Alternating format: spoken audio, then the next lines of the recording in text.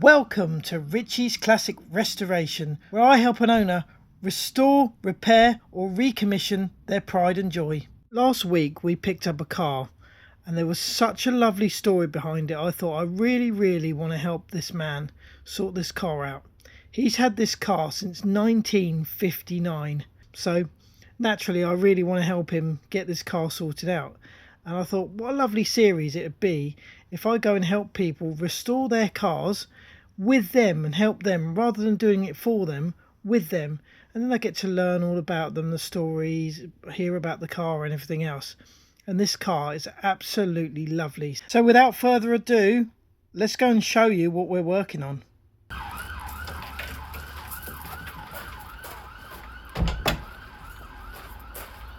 Here she is, she's a beauty. Isn't she just? It's a Morris 8 Tourer, which one of my older brothers bought in 1959, and he used it, and then it went into disrepair after he went away working, and I came back in 1967 and managed to get it back on the road, and I used it my last year at university. And then it went back to my brother, went into disrepair again. He brought it back to England. This was all in Ireland, and he spent a lot of money restoring it beautifully. My brother sadly died in June, and I am now keeping the car here in my garage on behalf of all the family, so that it's available whenever anyone wants to use it for weddings and parties and so on.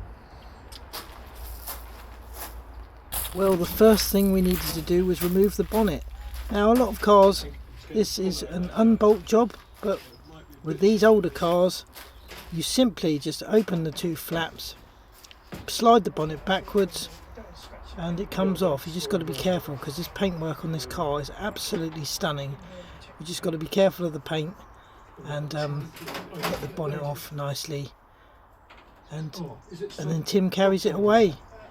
Very strong. This man is 80 years old and he's very strong and very independent, and I felt a bit like a spare part at times. I went to help him, but yeah, he's incredibly strong, and he could have probably done all this on his own, to be honest, but I just thought I'd give him a bit of moral support and a bit of help, and I really wanted to get involved with this project and helped him get this car back on the road. So Tim's managed to find a battery now after several different attempts, and we noticed that the car's still got a dynamo rather than an alternator, so it hasn't really been modernised much at all really. It's fairly simple still. So we've got to basically get all the old fuel out of the car, and then we're going to put some fresh fuel in. We're going to make sure it turns over nicely and there's nothing nasty in there. Put the battery on and then see what happens. Here's a quick look at the engine bay, and it hasn't got much modern stuff in it, but it does have this new looking fuel pump which is electronic, which seems to be connected to the coil. And here's Tim with some video footage of the car running a few years ago. When was that? I don't know. I'm guessing this was about a year ago. Maybe 2 years. Not long then. No. That's where we picked the car up from, isn't it? Yep. Ah. Lovely. That's it. So she does go. She does. And she will. That's me being prematurely optimistic, of course. So Tim's just found the original starting handle. He just gave it a little swing over just to... I haven't done this for 62 years. 62 years. So he's just literally testing the engine, see if it's free. And it's lovely and free. So that's good. So here's Tim just taking the pipe off of the carburettor. Oh, he's done it, well done. Right, that's that then. That's that off. Nothing coming out of that. Nothing coming out of that, so it's good that it's not full of stale fuel. Do I put it back straight away? We'll find a little tub or something. We'll put it on underneath so that we can catch any stale, so we can run all the old stuff out of the system. Yeah. So here's my extractor tool that I use for getting liquids out. This tool is invaluable. I used it to get the fuel out of this car, but I use it to drain oil out of things and everything. It just saves a lot of mess. Yeah, it's definitely stale. Right, so that's about 9 litres out now. So need to dispose of that and then get the rest out.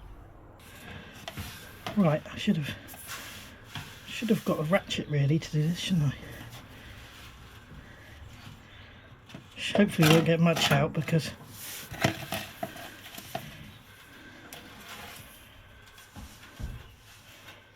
maybe I can do it by hand now. yeah, you want to have a go? Let's move it. Is that, you reckon? Yeah, there's something coming out. There you go. Not much. No, it's like a sort of filtery thing in there, isn't there? That's it. No, not much at all. So it just goes to show that extractor does work quite well. Brilliant. But imagine the mess if we hadn't extracted that. We tried to get all that out in one go. Oh yeah. Well. That would have been gushing everywhere, wouldn't it? Okay, so what's the best way to clean that? Have a look at. Have you got any brake cleaner? I have. You have. Yes. Oh, that would be wonderful. Just spray brake cleaner in there. Right. Perfect. Seems clean enough, doesn't it? Oh, I think that's pretty good. Happy about that? Yeah. Yeah, it's coming squirting out, so that's good. Lovely. No problem there. Right, so we're now we've just put the lid replacement in, and now we're putting some petrol in. Some nice E5 stuff. That's probably about it. Yep. Yeah, it's about 5 litres, isn't it? Enough in there too. Yeah, so we've got Let's 5 have a look. litres. Yeah, that's lovely. Yeah, that's fine. 5 litres and a nice bit of that Redex lead replacement. Right, so the battery is now on. It is. Let's.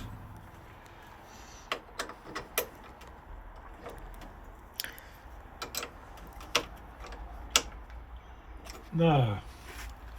So now we have fresh fuel, fresh battery. We've pulled the fuel through so that we got all the old fuel out of the lines. And now I think we're going to have to just, well, we checked the oil, haven't we, Tim? We have. Check the oil. Oil We looks just put good. the key in the ignition and turn it on. I suppose that's the next step, isn't it? Well, we'll see. It's the funniest key I've ever seen. Is it? Oh yeah. It's like something you get in a Christmas cracker, isn't it? Yeah. And there are all sorts of switches in here. Is there? And I suppose it's different from when you first had it, is it? Yeah, it's completely different. Yeah. Oh, okay. That's a Right. petrol pump. And that had happened when you turned the key on, did it? Yeah. So that's the pump priming. So the pump's now primed. So I don't know how to start it. So we've got to work out how to turn it over now.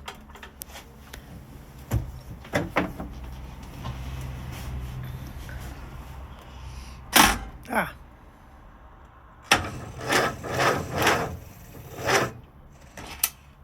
That doesn't sound very good. No, has that battery been charged? Well, it said it came fully charged.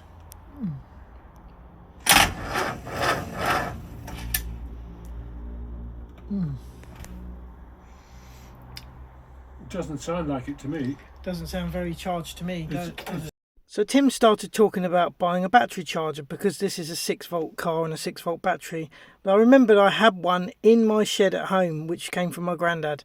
So I went home and got that and we put the battery on charge, had a bit of lunch, and then we sort of gave it another go, but it was very, very slow. So what happened was I took the starter motor off, cleaned up the contacts, because if you see that little lever there, it's got a contact in it, a contact point, and that was actually what was wrong with it. And after that, it turned over absolutely fine and nice and fast, but we have no spark.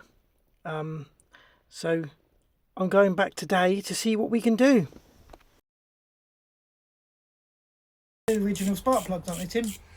I can't tell. I don't remember them. I don't remember whether I bought these in 1967. I can't remember. Probably not, because I didn't have any money. Still don't. That looks a bit tight. It's a bit tighter. A bit as tight as a nun's duty, that one. Is it? Yeah. Oh, we might have to re-gap that one a little bit then. So that one was a bit of a faff to get out. I had to go and get a ring spanner. But they were all come out, and now Tim's giving them a clean up. And then what we're going to do is we're going to try the old spark test and see if any of them spark. So hopefully we can get some. Alright, so there's no spark still on any spark plugs, so now we've got to take the top of the distributor off. So this is just to make sure we get it back the right way. There we go. Tim's taking it off. So You can take that away, Tim, if you want. will only go back one way, will it? Yeah. I can't take Oh, it. they've got a coil one there. Shall I take that off? Yeah. Just pop it up in there. Actually, that's it. Right, what's this look like? It actually doesn't look as awful as I was expecting it to look. But there's got to be a problem with this. It's either the coil that's the problem, or the spark plugs, or the points or something in here, which might need cleaning up. Which is the coil? The coil's this one. So that's the coil. It does look a bit old. So that's what sends power down into the